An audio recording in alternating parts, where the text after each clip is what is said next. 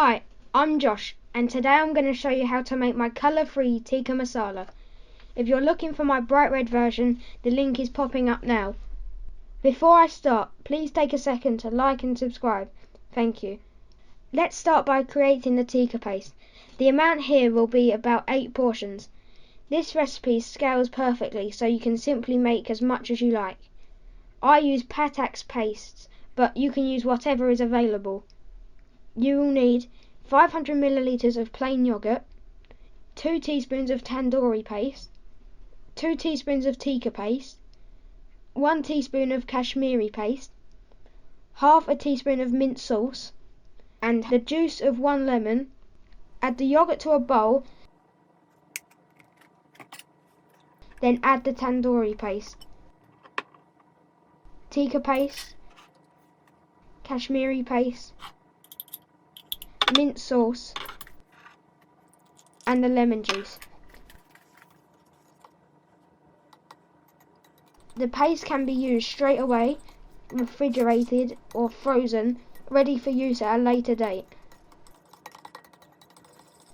To make the Tikka Masala dish itself, you will need 3 tablespoons of oil, 1 teaspoon of tomato paste, half a teaspoon of fenugreek leaves or kasuri methi, 250 milliliters of curry base, 3 tablespoons of coconut powder, 2 tablespoons of ground almonds, 4 tablespoons of the masala paste you have just made, 1.5 tablespoons of sugar, 6 to 8 pieces of meat, veg or paneer, and 75 milliliters of single cream. Start by heating the pan on medium and add the oil, the tomato paste, and the fenugreek leaves. Stir them together gently, then fry for a minute to start releasing the flavours.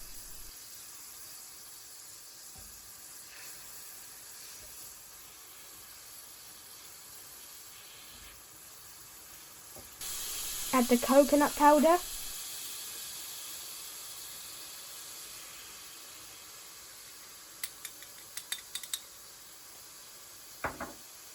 then the almond powder,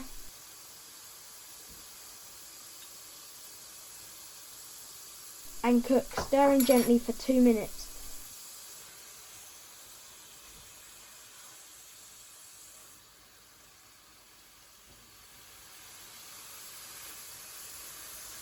If it starts to look a little dry, add some of the heated up base gravy.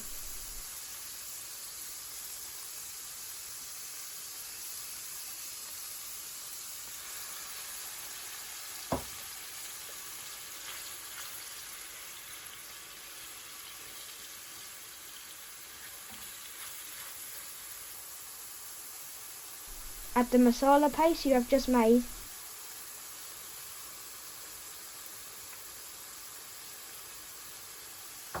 then the sugar, and stir well.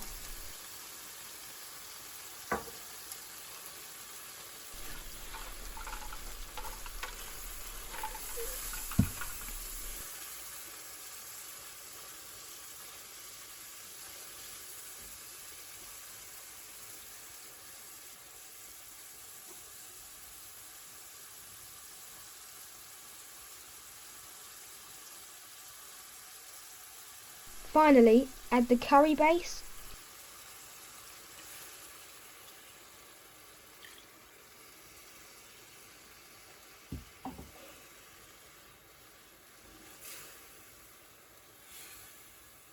the pre-cooked meat, paneer or veg. If you would like to see how I made and cook my chicken tikka or my homemade tandoor for under £50, the links are popping up now.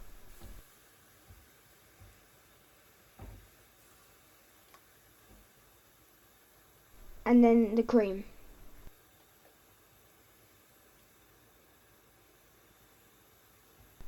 Stir thoroughly, then reduce on high heat until the sauce is the thickness you require, stirring occasionally and scraping in the sides.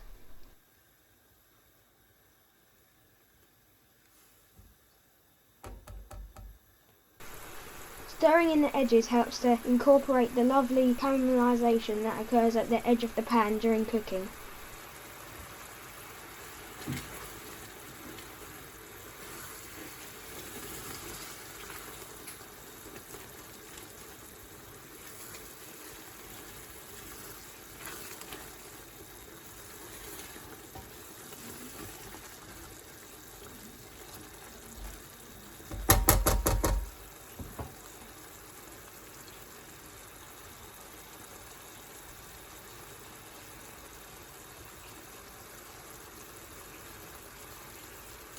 Please remember to like, comment and subscribe, and check out this and many more recipes on my website at thecurrykid.co.uk.